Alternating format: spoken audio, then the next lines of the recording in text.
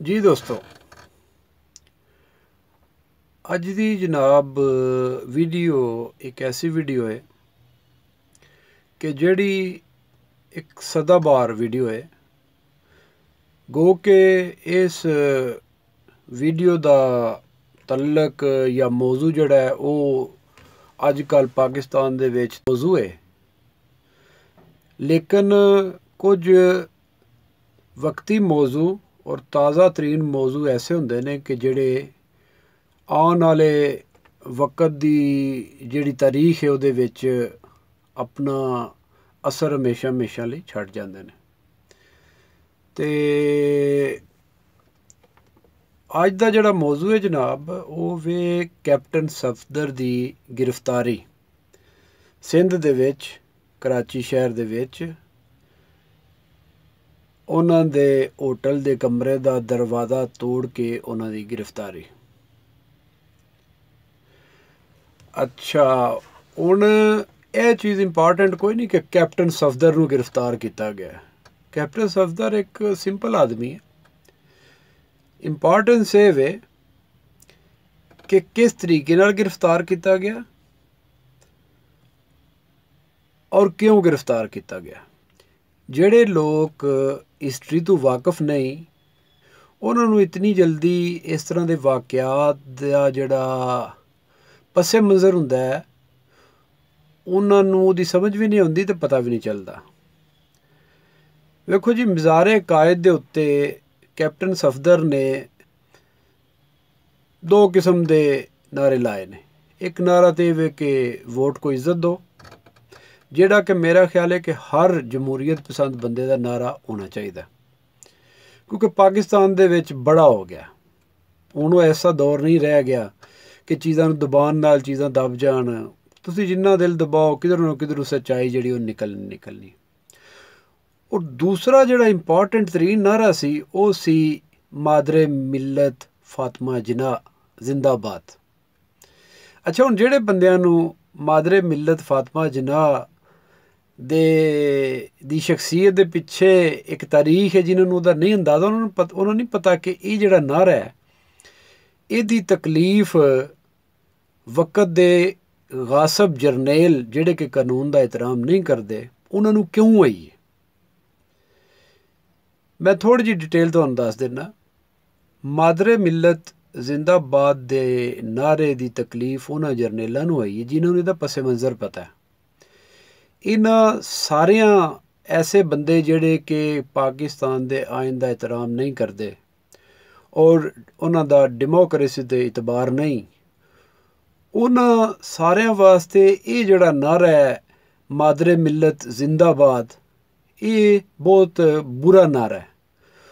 ਉਹਦਾ एक पसे मंज़र है। इन्हां सारियां फाशिस्ट लोगों का जिहड़ा अबाओजदाद जिहड़ा दादा परदादा सी वो सी मलाउन जनरल अयूब खान। इस अयूब खान ने जिथे बड़े बड़े बड़े ने करतूत किते ने पाकिस्तान की तबाही वास्ते, पाकिस्तान के आइन की तबाही वास्ते, पाकिस्तान के सियासी निज़ाम की तबाही वास्ते, उत्थे इहदा यह भी एक कारण है कि इस अयूब खान ने मोहतरमा फातिमा जिन्ना मादरे मिल्लत नूं गद्दार करार दिता सी और बड़ा प्रापोगंडा होया कि ये जनाब मोहतरमा फातिमा जिन्ना मादरे मिल्लत जिहड़ी ने ये इंडिया दी एजेंट है। इस वजह नाल एक निशान दे तौर ते एक उन्हां दा एक समझ लो कि जिस तरह यजीदी जिहड़े ने यजीदी ने यजीद दी हिमायत करने वाले जिहड़े किधरे इमाम हुसैन का जिक्र होवेगा, मौला अली का जिक्र होवेगा तो उन्होंने तकलीफ हुंदी है और उन्होंने हर तरीके नाल रोकन की कोशिश करते हैं। वो इस चीज़ नूं पसंद नहीं करते। बिल्कुल इंजे ही ये वो बंदे जिहड़े कि जमहूरीयत दे मुखालफ ने, जिहड़े कि आइन नूं तस्लीम करने वास्ते तैयार नहीं, वो फातिमा जिन्ना मादरे मिल्लत का नां सुनन वास्ते और उन्हां दा जिंदाबाद उन्हां दे नां दे नाल सुनन वास्ते तैयार नहीं, क्योंकि इन्हां दा जिहड़ा वड्डा वडेरा सी मलाउन अयूब खान उन्हें मादरे मिल्लत नूं गद्दार करार दिता सी। तो अज किस तरह हो सकता है कि उत्थे कायद मज़ार ते जाके उत्थे मादरे मिलत जिंदाबाद का नारा लगे, ये उन्होंने वास्ते तो शिकस्त की अलामत है या उन्होंने वास्ते तो बड़ी बड़ी बुरी चीज़ है। तो एक तो वजह सब तो वड्डी ये सी कि वो जिहड़ा तबका है जिहड़ा कि एक नाजायज़ काबज़ तबका है, उन्होंने ये चीज़ पसंद नहीं सी और उन्होंने कैप्टन सफदर नूं निशाने इबरत बनाने वास्ते ये कार्रवाई पाई। दूसरा, वोट को इज्जत दो। हुण वोट को इज्जत दो एक ऐसा नारा का मतलब है डेमोक्रेसी। उन्हें कोई नवाज शरीफ के मूँह चों निकले, ये इमरान खान के मूँह के निकले, जरदारी के मूँह चों निकले, साढ़े वास्ते वो सिर मत्थे ते ने, क्योंकि हर वो बंदा जिहड़ा वोट नूं इज्जत देने का मुतालबा करता है, साढ़े वो सिर मत्थे ते असीं उहनूं वैलकम आखांगे। और हर वो बंदा जिहड़ा आइन शिकनी करता है या आइन शिकनी की हमायत करता है, साढ़े वास्ते वो एक मलून इंसान है। सो ये दो चीज़ां सन जिहदी वजह नाल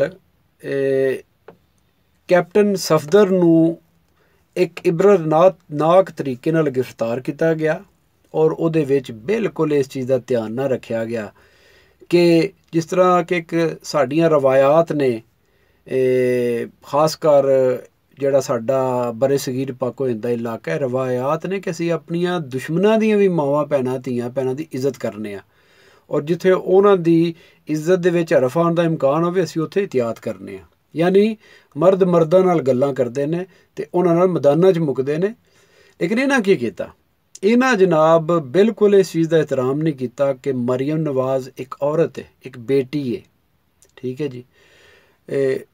ਉਹ उस कमरे ਦੇ ਵਿੱਚ मौजूद सी अपने शोर ਦੇ ਨਾਲ और इन्हां लोकां दरवाज़ा तोड़ के कैप्टन सफदर नूं गिरफ्तार किया और मकसद सिर्फ और सिर्फ सी एक इबरत का निशान बनाना कि तू क्यों आख्या मादरे मिलत जिंदाबाद, जद कि साढ़े वड्डे वडेरे मलून अयूब खान ने उन्होंने करार दिता सी गद्दार और तू कह रहे अज जिंदाबाद, खलो जा तैनूं सबक दईए।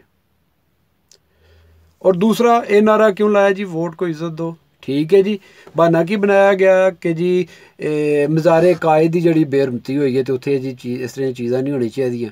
यार खुदा दा खौफ करो, खाना काबा दे विच एक वक्त दा वज़ीर आज़म होवे, वो बाहर एक दौरा करता होवे, खाना काबा दे विच होवे ते उत्थे नारा लाइए गो नवाज गो ते वो जायज़ है।